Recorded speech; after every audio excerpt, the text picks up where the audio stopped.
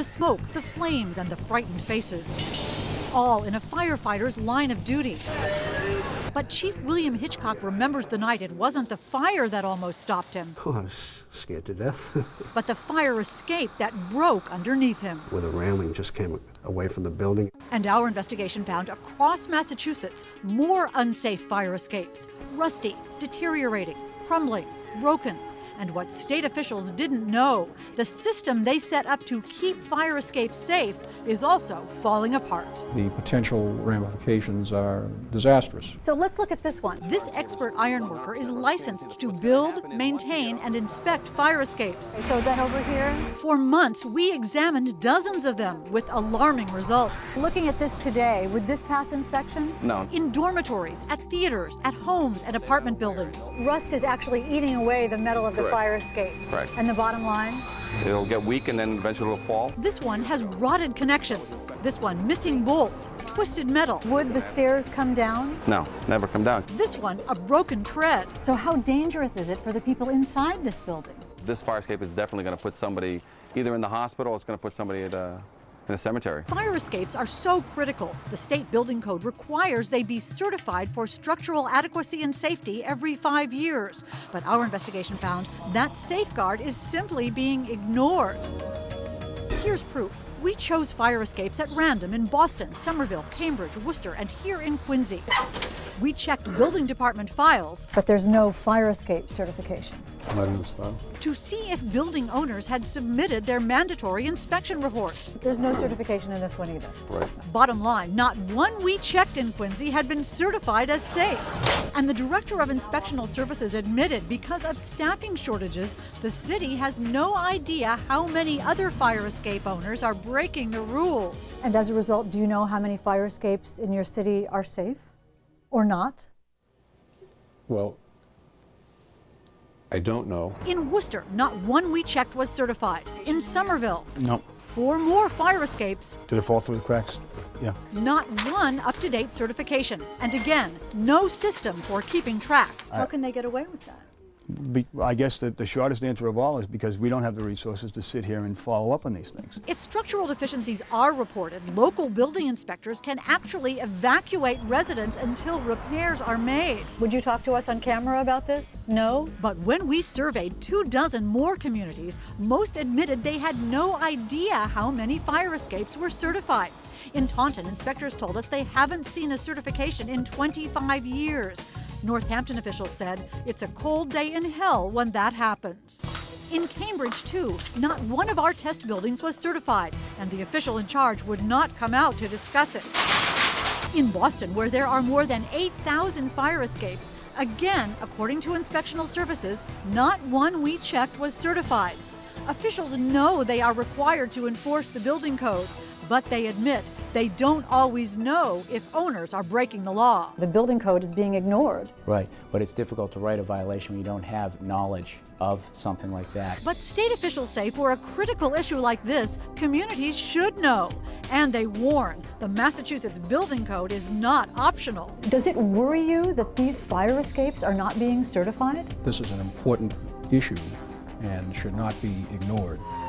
That's because after the smoke and flames begin, it'll be too late to learn you've got no way out. I can't stress it enough, Hank, that these things have to be maintained and someone's got to be watching. As a result of our investigation, state officials will now issue an alert to local inspectors. Meanwhile, if there's a fire escape on your home or office, you can contact your local building department to make sure it's properly certified. In the newsroom, I'm Hank Philippi Ryan.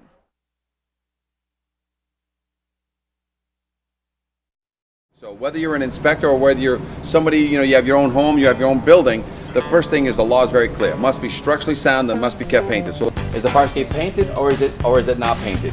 And does it have more paint than rust or more rust than paint? So I can just look at this fire escape and say that I have evidence right now that there's more rust than paint on this fire escape. So immediately, if you were to call an inspector out here, the law doesn't allow him to pass this fire escape simply because it has more rust than paint.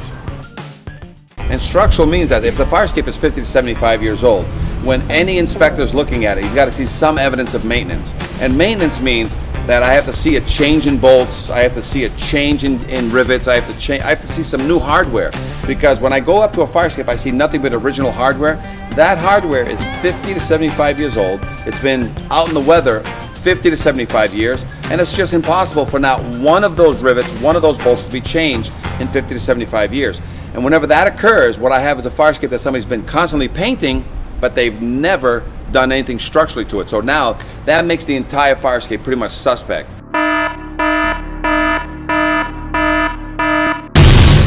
So now I have to be careful as to what I'm looking at to make sure that the structural now, on especially the major structural connections, that has been kept painted. The cantilever is out of balance. It does have original hardware, but the original hardware on this one is 25 to 50 years old, probably built in the 60s. Fire escape's in good order, and a lot of welded connections need to be, to avoid the load test, we need to mechanically back up all the welded connections, otherwise we have to x-ray or load test. A lot of the hardware here is hex head hardware, but again it's already 25 to 50 years old, so it's due for a load test to verify. Some of these connections does have rust in it, but again, rust that is in the maintenance kind, we got to clean it out, seal it up so that the rust doesn't get back in there. And this fire escape is a candidate. All the treads are good. I would vote for this one to be load tested, similar to the other fire escape report that we did there. Now, the one thing that is happening in the future is most likely this fire escape is going to be married to that one, so we can remove the entire contents of the lower portion of that one. So there's going to be a catwalk coming from this fire escape there, marry into this fire escape here, along this whole entire line right here. Once it comes to here, we're now going to take this staircase, we're going to go out here and go down and marry that platform, which is going to become a double. This cantilever unit is going to go away, and it's going to stay in a down position with a cage if required, so that it's no longer a cantilevered system here. And this will allow us to basically eliminate one fire escape and use this one. But this staircase is going to move out here, this platform is going to expand out, and that platform is going to become a double to accept the outside staircase, because now we need this all the way across to marry this into a platform. Coming out the door, I would go out this way, go down the stairs, go back to this platform, go down the stairs with or without a cage down there. So this is a candidate for a load test. Needs rebalancing. We need a release arm on here if this is going to get fixed only and not played or joined into the other one. It's going to have a release arm here. Once you release it, it's going to drop 2 to 3 feet per second, hit the ground, and stay down. This fire escape is fairly new construction, again 25 to 50 years old. It is a candidate for a load test, and all these connections are devoid of any rust. So this fire escape is ready for a load test or to be joined with this other fire escape. And the conversation is to remove all this lower portion. That stays. Catwalk all the way across, hits that one becomes a double. That staircase there then comes out to the double, comes down. This lower platform here is a double, marries into it, goes into it, and then it's a full fixed stair to the ground with or without a cage, permanently stays down all the time. The cage will provide protection for safety issues if you're concerned, and then we eliminate the whole weight balance. So this staircase from the pivot point down just basically gets cut off, and this thing can be done. Getting down to the ground, these feet should be, there's a lot of snow and ice that accumulate. These feet should be all tarred up so that we can save the feet as best we can, because all that sand and that snow and that salt will eat these. Don't have any obstructions underneath. This one was further out. We had to move it in order for this to come down. That one, such as, there's got to be areas that you got to mark off on these that says nothing underneath that would stop it from ever coming down. Over there was the trash can, wouldn't let it come down, so the trash can has to be moved to a new location and chained there so that nobody ever moves it to a convenient area. Same thing here. Sometimes, you know, either you permanently affix it or you chain it so that nobody can ever move it and put it underneath the wrong place. Any questions? Fire Escape Engineers, Inspector Summary Video. This is Inspector Meneses. 866-649-0333. 866-649-0333. The authority having jurisdiction shall accept by load test or other evidence of strength. This is one that we're looking to load test to give the guarantee as opposed to an opinion letter.